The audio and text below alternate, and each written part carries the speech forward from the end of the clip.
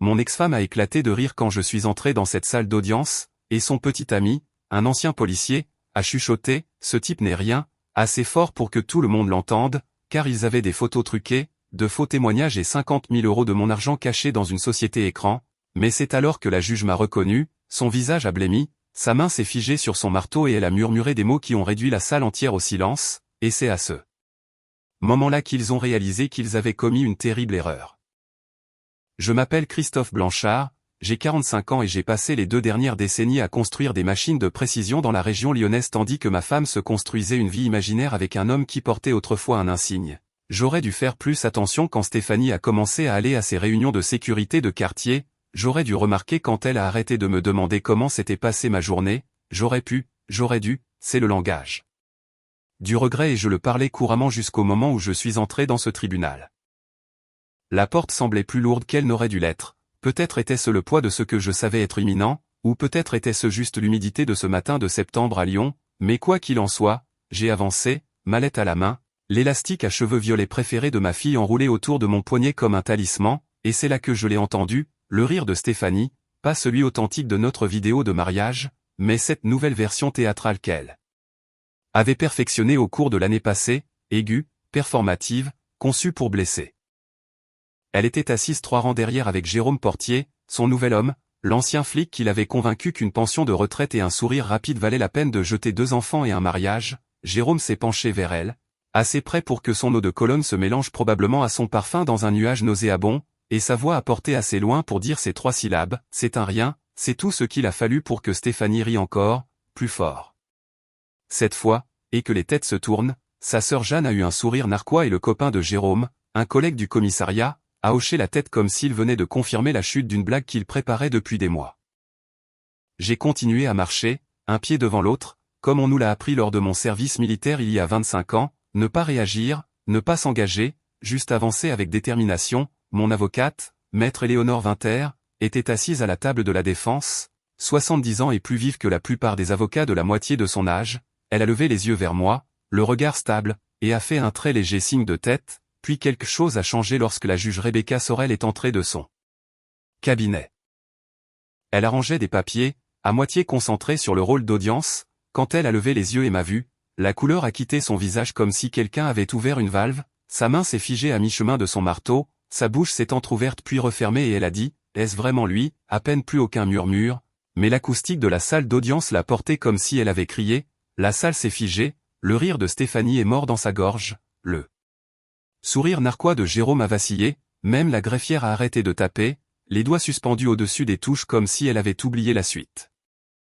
La juge Sorel m'a fixé pendant 3 secondes complètes qui ont semblé durer 3 heures, puis elle a baissé les yeux vers un dossier scellé sur son bureau, l'a touché une fois du bout des doigts et a pris une lente inspiration.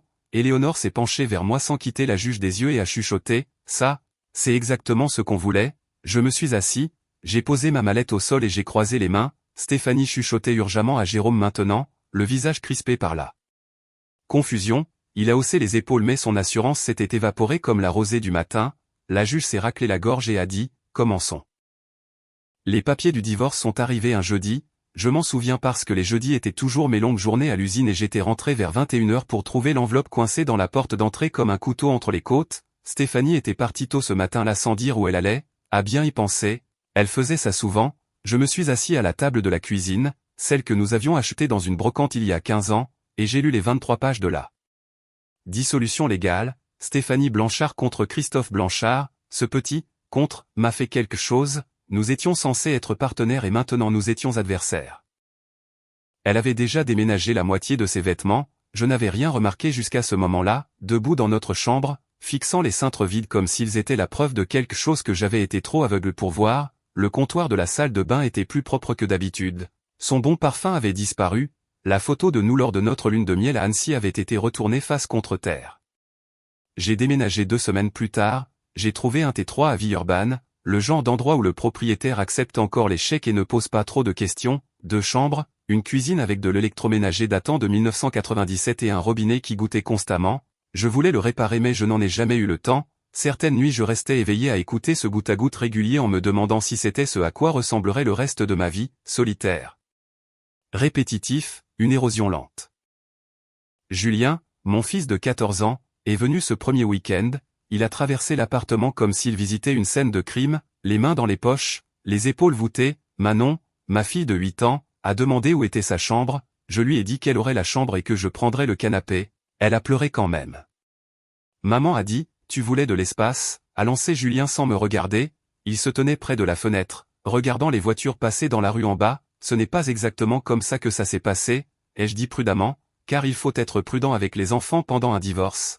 Chaque mot devient une munition plus tard, elle a dit que toi et elle vous étiez juste éloignés, a-t-il ajouté en se tournant vers moi, 14 ans et il avait déjà ce regard, celui qui dit qu'il sait qu'il y a plus à l'histoire mais qu'il n'est pas sûr de vouloir l'entendre.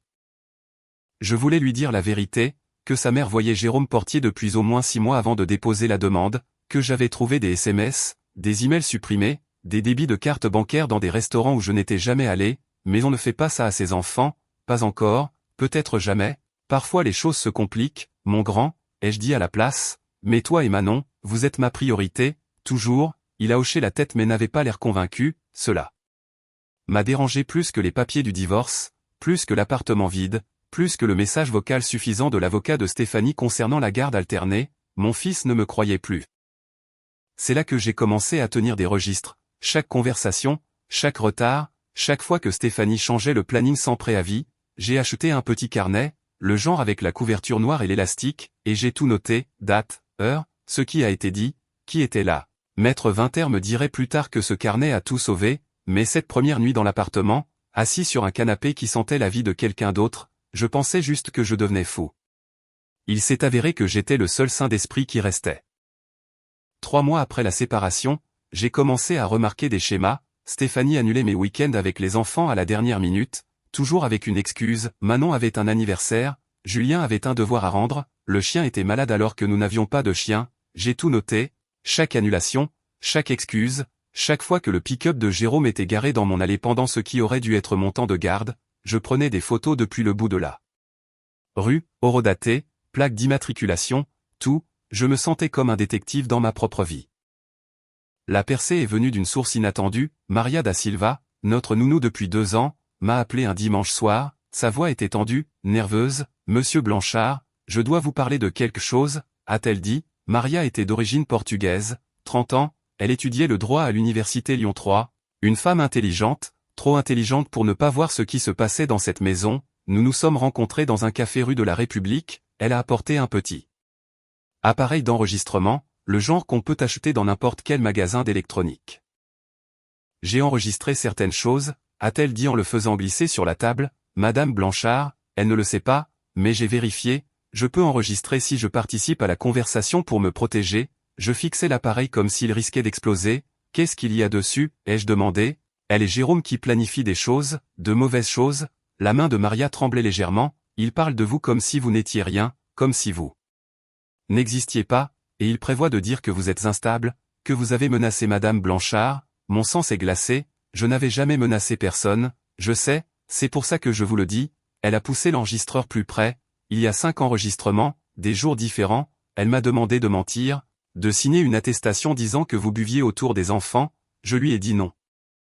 Elle m'a renvoyé il y a 3 jours.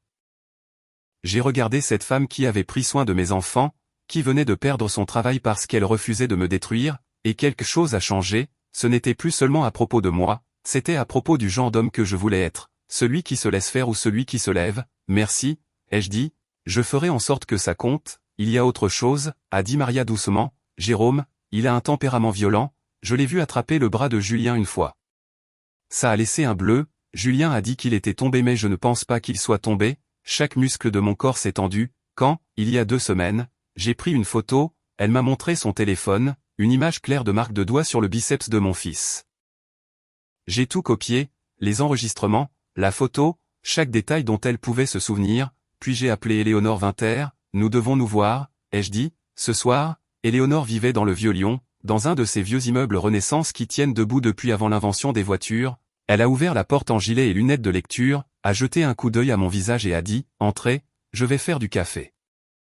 Je lui ai tout montré, elle a écouté les enregistrements 3 fois, a pris des notes avec cette écriture précise avec laquelle les avocats semblent être nés, elle a étudié la photo du bras de Julien jusqu'à ce que je pense qu'elle allait brûler un trou à travers l'écran, ça change tout, a-t-elle dit finalement, Mais nous devons être intelligents, stratégiques, ils pensent qu'ils gagnent, laissons-les continuer à le penser, elle a souri, pas amicalement, mais tactiquement, nous construisons le dossier calmement, nous documentons tout, et nous déposons une requête sous scellé, la juge la verra avant l'audience, avant même qu'il sache ce qui leur arrive.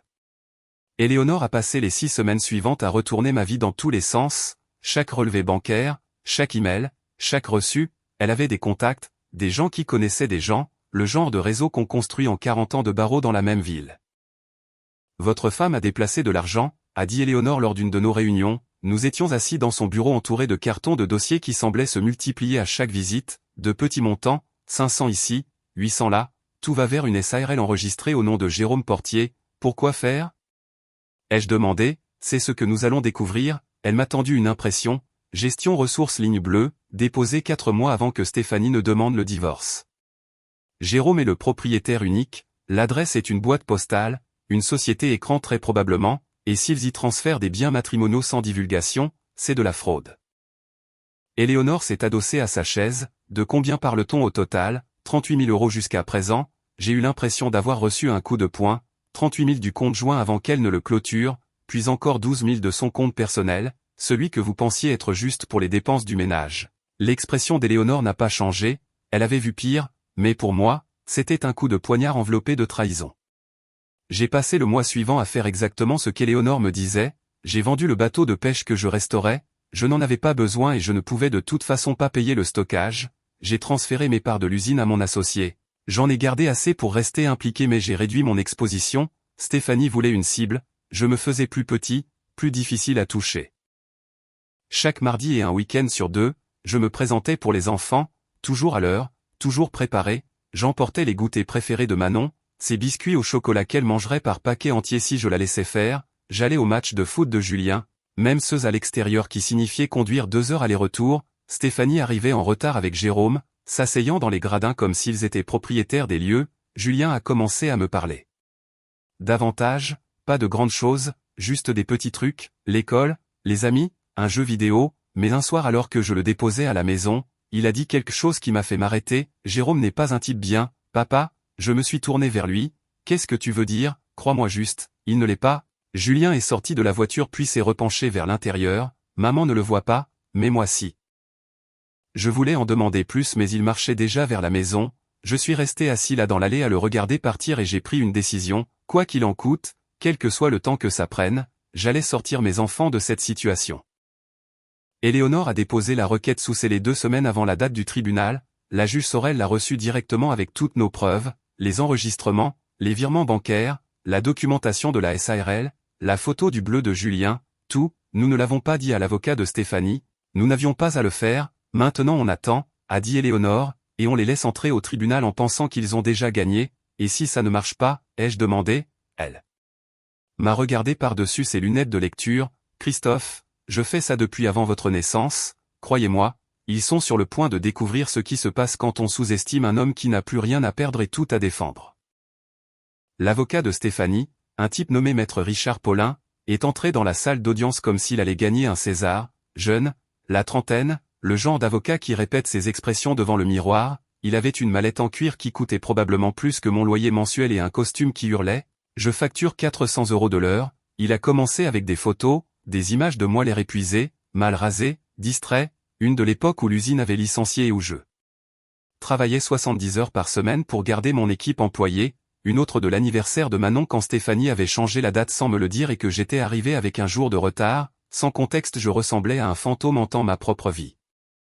Madame la juge, a dit Paulin, sa voix dégoulinant d'une sympathie répétée, ce que nous voyons ici est un modèle de désengagement parental, un père présent en théorie mais absent en pratique, Stéphanie s'est tamponné les yeux avec un mouchoir, Jérôme était assis à côté d'elle, les bras croisés, hochant la tête, sa sœur Jeanne a chuchoté quelque chose à la femme à côté d'elle, elles m'ont toutes les deux regardé avec pitié ou peut-être mépris, difficile de faire la différence parfois.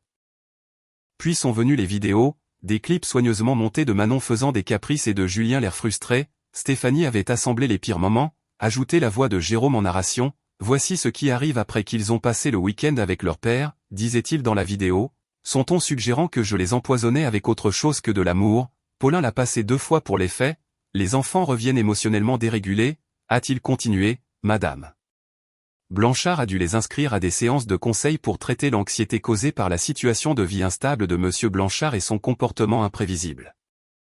J'ai senti Éléonore bouger à côté de moi, pas nerveuse, mais prête, comme un boxeur entendant la cloche d'ouverture. La juge Sorel regardait sans expression.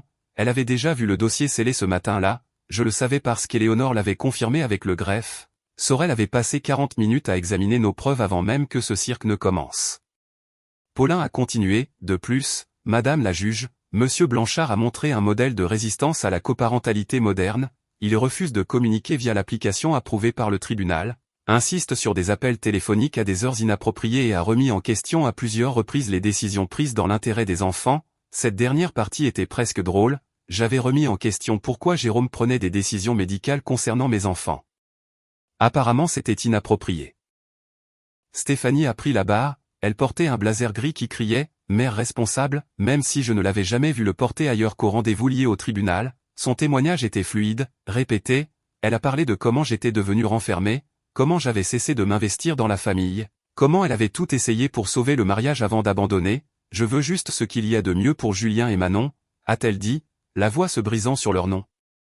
Ils ont besoin de stabilité, ils ont besoin d'un foyer où ils se sentent en sécurité, et se sentent-ils en sécurité avec Monsieur Blanchard, a demandé Paulin. Je pense qu'ils l'aiment, a dit Stéphanie prudemment, mais l'amour ne suffit pas toujours, ils ont besoin de structure, de cohérence, des choses que Christophe a du mal à fournir. Jérôme s'est penché en avant sur son siège, lui faisant un signe de tête encourageant comme s'ils avaient répété cette scène 100 fois.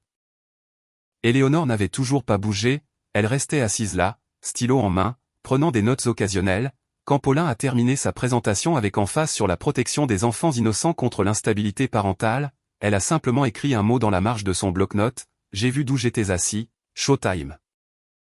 Paulin venait de terminer sa plaidoirie finale quand la juge Sorel s'est penchée légèrement en avant, pas beaucoup, juste assez pour changer la température de la pièce. « Monsieur Portier », a-t-elle dit, la voix calme mais bordée de quelque chose de tranchant, « pouvez-vous clarifier votre implication dans gestion ressources ligne bleue ?» Jérôme a cligné des yeux, une fois, deux fois, « Je suis désolé, Madame la juge, la SARL enregistrée il y a 4 mois, celle qui a reçu environ 50 000 € des comptes de Madame Blanchard. » Sorel a tapoté un dossier sur son bureau, le dossier scellé, « Vous êtes listé comme le gérant associé ». La couleur a quitté le visage de Jérôme comme si quelqu'un avait débranché une prise, la tête de Stéphanie a tourné vers lui, 50 000 ? De quoi parle-t-elle ? Paulin s'est levé rapidement, Madame la juge. Nous n'étions pas au courant que ces questions financières seraient examinées aujourd'hui, nous voudrions demander une suspension d'audience pour examiner la documentation, demande rejetée, a dit Sorel sans hésitation. La partie adverse a déposé ses pièces dans les délais légaux, vous avez eu l'opportunité égale de vous préparer. Maître Vinter s'est levé, elle ne s'est pas précipitée, n'a pas joué la comédie, s'est juste levée, a sorti un dossier mince de sa mallette et a marché vers la barre comme si elle apportait le café du matin. Madame la juge, nous avons documenté une série de virements des comptes personnels et joints de Madame Blanchard vers la société de Monsieur Portier sur une période de 6 mois. Chaque transaction coïncide avec des dates où Monsieur Portier et Madame Blanchard prétendaient être engagés. Dans du conseil d'entreprise légitime, la juge Sorel a ouvert le dossier, son expression n'a pas changé mais sa mâchoire s'est légèrement serrée, elle a feuilleté 3 pages puis a levé les yeux vers Jérôme, « Monsieur Portier, ce sont des factures pour services rendus, planification du développement de l'enfant, consultation en gestion domestique, restructuration financière, est-ce exact ?» La bouche de Jérôme s'est ouverte, fermée. C'était du travail de conseil, du conseil légitime, sans contrat. La voix d'Éléonore est restée stable. Pas de licence commerciale pour ces services? Pas de certification professionnelle dans aucun de ces domaines, silence, le genre qui résonne. Stéphanie a attrapé le bras de Jérôme, tu m'as dit que c'était propre, tu as dit que c'était juste des transferts entre partenaires, c'était le cas, a sifflé Jérôme en retour, trop fort, tu as tout signé, tu savais ce que tu faisais. Paulin a essayé d'intervenir, Madame la juge, je m'oppose à cette caractérisation de transaction commerciale légitime entre adultes consentants. Les yeux de Sorel n'ont jamais quitté Jérôme, des adultes consentants peuvent toujours commettre une fraude, maître, surtout quand ces transactions ont lieu pendant une procédure de divorce et ne sont pas divulguées au tribunal. Elle s'est tournée vers sa greffière, ordonné un audit financier, je veux les relevés bancaires complets de Madame Blanchard et de Monsieur Portier, toutes les communications liées à cette SARL et notifier la brigade financière, cela pourrait nécessiter une enquête plus approfondie. La salle a éclaté en murmures. Le visage de Stéphanie est passé de confus à pâle à quelque chose approchant la panique. Jeanne a arrêté de chuchoter, Jérôme avait l'air de calculer la distance jusqu'à la sortie la plus proche, Éléonore est revenue à notre table et s'est assise, elle n'a pas souri, n'a pas triomphé, s'est juste penchée légèrement vers moi et a chuchoté, regardez-les s'effondrer. Paulin feuilletait ses dossiers comme s'il y avait peut-être un document magique qui pourrait sauver ça, il n'y en avait pas, Stéphanie a attrapé son téléphone, a commencé à envoyer des SMS furieusement, Jérôme restait parfaitement immobile, fixant la juge comme s'il venait de réaliser qu'il était entré dans le mauvais tribunal, la juge Sorel n'avait pas fini, Madame Blanchard, ces transferts ont commencé 4 mois avant que vous ne demandiez le divorce, en même temps vous prétendez avoir des difficultés financières et demander une augmentation de la prestation compensatoire, voudriez-vous expliquer cette divergence? Stéphanie s'est levée en tremblant, on m'a dit que c'était un investissement, Jérôme a dit qu'il lançait une entreprise légitime et je l'aidais à s'établir, en déplaçant des biens matrimoniaux sans la connaissance ou le consentement de votre mari? Je ne pensais pas avoir besoin de permission.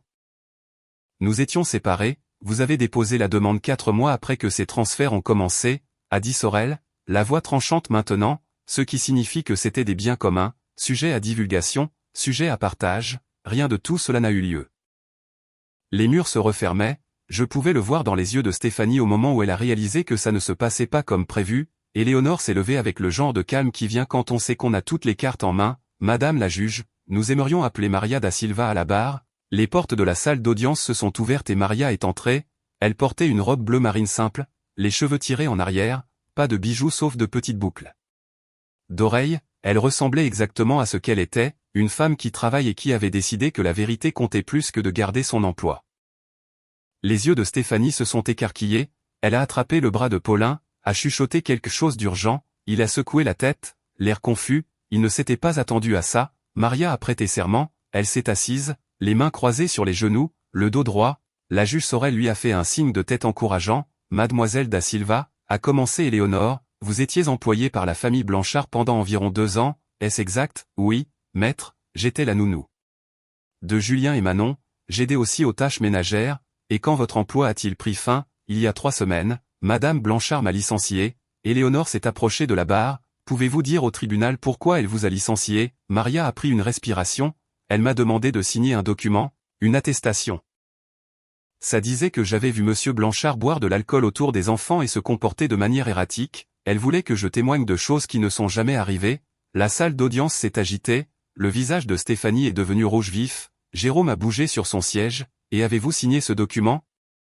A demandé Éléonore, non, maître, je lui ai dit que je ne pouvais pas mentir, c'est laquelle m'a viré, pendant votre emploi, avez-vous déjà vu Monsieur Blanchard boire autour des enfants ou se comporter de manière inappropriée? Jamais, Monsieur Blanchard était toujours correct avec les enfants, toujours à l'heure, toujours préparé, il apportait à Manon ses goûters préférés, il aidait Julien avec ses devoirs, c'était un bon père, Éléonore a hoché la tête, avez-vous été témoin d'interactions entre Madame Blanchard et Jérôme Portier qui vous ont inquiété? Oui, plusieurs fois. Pouvez-vous décrire ces interactions? Les mains de Maria se sont légèrement serrées, il parlait de Monsieur Blanchard comme s'il n'était pas une personne, comme s'il était juste un obstacle, je les ai entendus planifier ce qu'ils allaient dire au tribunal, quels mensonges raconter, Paulin s'est levé, objection, oui dire, pas si elle a des enregistrements, a dit Éléonore calmement, elle s'est tournée vers Maria, Mademoiselle da Silva, avez-vous fait des enregistrements? Pendant votre emploi, oui, j'ai vérifié que c'était légal tant que je participais à la conversation, Éléonore a tendu une clé USB à la greffière, nous avons 5 fichiers audio, tous horodatés, Madame la juge, nous aimerions faire écouter le premier. La juge Sorel a hoché la tête, les haut-parleurs de la salle d'audience ont grésillé, la voix de Stéphanie était claire et indubitable, déplace juste l'argent avant qu'il puisse le tracer, Christophe ne fait pas attention au compte de toute façon, la voix de Jérôme a suivi, même s'il le fait, qu'est-ce qu'il va faire? Venir au tribunal et pleurer?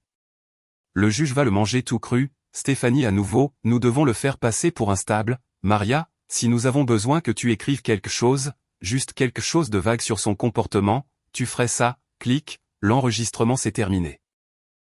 Le silence dans ce tribunal était absolu, Stéphanie était assise figée, le visage couleur de cendre, Jérôme fixait droit devant lui comme si peut-être s'il ne bougeait pas, personne ne le remarquerait, Éléonore a laissé le moment respirer, Mademoiselle da Silva, est-ce un enregistrement fidèle d'une conversation dont vous avez été témoin? Oui, maître, Y avait-il d'autres conversations comme celle-ci, 4 de plus sur la clé, la juge Sorel s'est penchée en avant.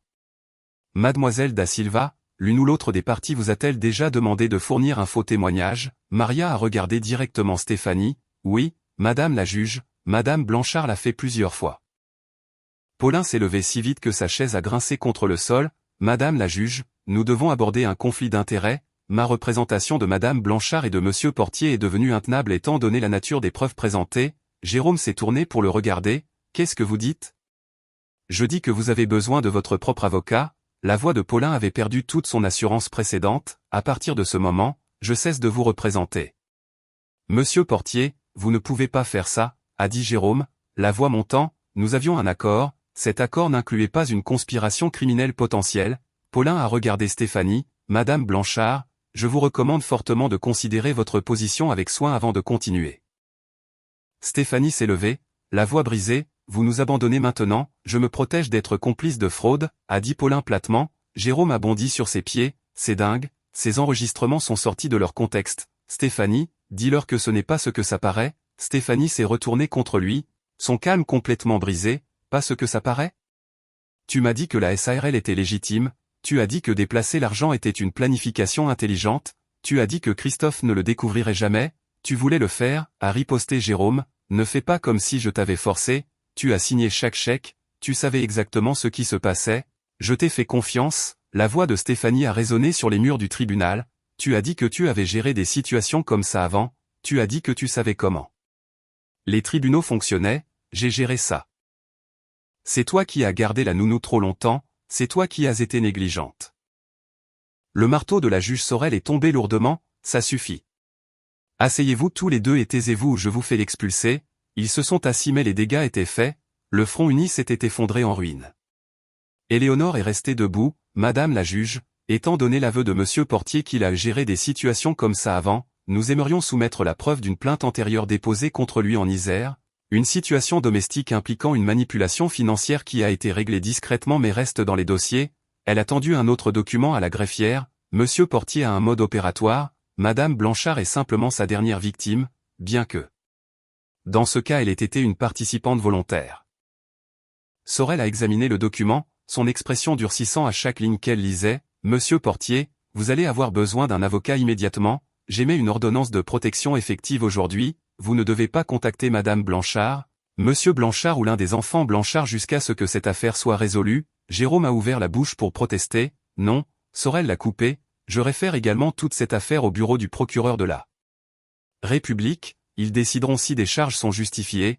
Elle s'est tournée vers Stéphanie. Madame Blanchard, vous avez jusqu'à vendredi pour produire des relevés financiers complets, tous les comptes, tous les virements, toutes les communications avec Monsieur Portier concernant l'argent. Si vous ne vous conformez pas, je vous tiendrai pour outrage au tribunal. Stéphanie a hoché la tête, des larmes coulant sur son visage, pas les larmes de performance de tout à l'heure, de vraies larmes, le genre qui vient quand on réalise qu'on a tout détruit et qu'il n'y a pas de retour en arrière. Éléonore s'est assise à côté de moi, encore un témoin, a-t-elle chuchoté, et on gagne. Le docteur Sarah Brunet est entrée dans la salle d'audience portant un classeur épais et le genre de calme qui vient de la gestion de famille brisée depuis 30 ans, psychologue nommé par le tribunal, recommandé par Éléonore, approuvé par la juge Sorel sans hésitation. Madame la juge, a commencé le docteur Brunet en s'installant à la barre, j'ai terminé les évaluations complètes des deux enfants, 6 séances au total sur 3 semaines, 2 à l'école, 2 au domicile du père, 2 au domicile de la mère. Elle a ouvert son classeur. Chez Monsieur Blanchard, les deux enfants ont montré des comportements d'attachement sécure. Julien était ouvert sur ses sentiments, Manon jouait librement et exprimait du confort, l'environnement était cohérent, prévisible, sûr. La juge Sorel s'est penchée en avant. Et au domicile de Madame Blanchard, les deux enfants ont montré des marqueurs d'anxiété. Manon avait du mal à dormir. Julien a mentionné se sentir responsable de l'état émotionnel de sa mère. Les deux enfants ont rapporté que Monsieur Portier les mettait mal à l'aise. Les épaules de Stéphanie se sont voûtées. Paulin était assis à côté d'elle, prenant des notes mais ne disant rien. Julien m'a révélé que Monsieur Portier lui avait saisi le bras assez fort pour laisser des bleus. Il avait peur de le dire à qui que ce soit parce qu'il pensait que ça causerait plus de conflits. La voix du docteur Brunet restait clinique mais ses yeux montraient de la compassion. Manon m'a dit que sa mère avait dit que si elle parlait trop de la maison, son papa ne pourrait peu être plus la voir. Ma poitrine s'est serrée, ma petite fille avait porté cette peur. Selon votre opinion professionnelle, a demandé la juge Sorel, où ces enfants se sentent-ils le plus en sécurité, sans équivoque avec leur père? Monsieur Blanchard fournit une stabilité émotionnelle. des routines cohérentes et des limites appropriées, les enfants lui font confiance. Ils ne font pas confiance à l'environnement que Madame Blanchard a créé. Stéphanie a essuyé ses yeux, de vraies larmes maintenant. Le docteur Brunet a continué. Je recommande la garde principale à Monsieur Blanchard. Madame Blanchard devrait avoir des visites supervisées jusqu'à ce qu'elle puisse démontrer un environnement stable et sûr, libre de l'influence de Monsieur Portier. La juge Sorel a examiné l'évaluation écrite en silence, puis elle a pris son stylo et a commencé à écrire. Le son de la plume grattant le papier était le seul bruit dans la salle d'audience. L'arrangement de garde est révisé, a dit Sorel finalement. La garde physique principale est accordée à Christophe Blanchard, effective immédiatement. Stéphanie Blanchard aura un droit de visite médiatisé un week-end sur 2 en attendant une révision dans 3 mois. Monsieur Portier ne doit pas être présent pendant toute période de visite. Elle a regardé directement Stéphanie. Vous avez mis vos enfants en danger, vous avez priorisé votre relation avec un escroc plutôt que leur sécurité. Cela se termine aujourd'hui. Stéphanie a hoché la tête, incapable de parler. Sorel s'est tourné vers moi. Monsieur Blanchard, vos enfants vous seront remis aujourd'hui. Le tribunal fournira la documentation pour leur école et leurs prestataires médicaux. Je me suis levé. Merci, Madame la juge. Éléonore a touché mon bras doucement. Nous avions gagné, pas juste la garde, la vérité. À l'extérieur du palais de justice, l'air d'octobre semblait différent, plus propre d'une certaine manière. Le ciel était de ce bleu profond qu'on ne voit qu'en automne et les feuilles commençaient à tourner. Jérôme Portier était déjà parti avec une escorte policière. La juge Sorel avait été claire qu'il n'était pas le bienvenu à moins de 150 mètres de tout membre de la famille Blanchard. Le signalement au pénal signifiait qu'il aurait bientôt de plus gros problèmes. Stéphanie se tenait seule sur les marches du tribunal. Sa sœur était partie, ses amis s'étaient volatilisés. Paulin était déjà dans sa voiture, probablement reconnaissant d'en avoir fini avec tout ce gâchis. Elle m'a vu marcher vers mon camion et a appelé « Christophe, attends !» Je me suis arrêté, me suis retourné. Éléonore était partie déposer des papiers donc c'était juste nous, juste les 2 personnes qui s'étaient autrefois promis l'éternité. Je suis désolé, a dit Stéphanie, sa voix était petite, brisée. J'ai tout détruit, je le sais maintenant, tu l'as fait, ai-je dit simplement, pas de colère là-dedans, juste un fait, Jérôme. Il m'a convaincu que tu étais le problème, que je méritais mieux. Il a rendu tout ça si raisonnable. Elle a baissé les yeux vers ses mains. Je l'ai cru parce que je le voulais. Tu as fait des choix, Stéphanie, assume-les. Je sais. Elle a levé les yeux, le mascara coulant sur son visage. Vas-tu m'empêcher de voir les enfants pour toujours? Non. Ils ont besoin de leur mère, mais ils ont besoin de la vraie version, pas de ce que tu es devenu avec Jérôme. J'ai ajusté ma mallette. Tu veux reconstruire cette relation? Prouve que tu peux les faire passer en premier, vraiment en premier, pas juste en parole. Elle a hoché la tête. Est-ce que je peux les appeler ce soir? Juste pour dire bonne nuit, appel supervisé pour l'instant, respecte les règles et peut-être qu'on pourra travailler vers quelque chose de mieux. Merci, a-t-elle chuchoté. J'ai marché vers mon camion sans me retourner. Julien et Manon attendaient au bureau d'Éléonore, probablement nerveux à propos de la suite. Je devais aller les rejoindre, leur dire que tout irait bien maintenant. Mon téléphone a vibré, un SMS d'Éléonore, le bureau du procureur vient d'appeler, ils poursuivent Portier, escroquerie, tentative de subornation de témoins, violence, il risque de la prison ferme. Bien, certaines personnes avaient besoin de faire face aux conséquences. 9 mois plus tard, Julien a eu les félicitations du conseil de classe, Manon a recommencé à faire ses nuits, Stéphanie a terminé ses cours de parentalité et a commencé une thérapie, nous étions passés à des visites supervisées mais flexibles, elle essayait vraiment, l'usine m'a promu directeur principal, l'augmentation signifiait que je pouvais enfin réparer ce robinet qui fuyait dans l'appartement, ou peut-être juste déménager ailleurs de mieux. Jérôme Portier a accepté une comparution sur reconnaissance préalable de culpabilité, 18 mois de prison ferme, dommages et intérêts à Stéphanie et moi, interdiction permanente de contact, il n'a plus jamais touché à ma famille. Un samedi après-midi, Julien et moi nous lancions un ballon de rugby dans le jardin de notre nouvelle maison de location, Manon dessinait sur la terrasse. Papa, a dit Julien en attrapant le ballon, tu savais depuis le début, n'est-ce pas? Que tu gagnerais? Non, lui ai-je dit honnêtement, je savais que je devais me battre, gagner n'était pas garanti, mais me battre pour toi et ta sœur? Ça n'a jamais été une question, il a hoché la tête, a renvoyé le ballon, je suis content que tu l'aies fait, moi aussi, mon grand, moi aussi.